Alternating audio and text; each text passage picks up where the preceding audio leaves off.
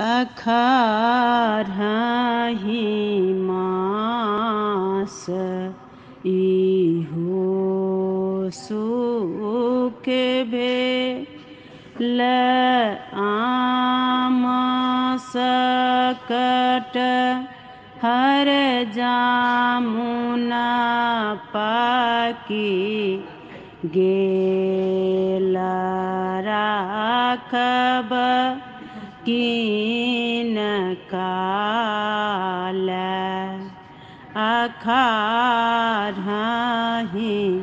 मास इहो सुख भेल आम सकट हर जामुना पाकी गेल राखब कीन काल।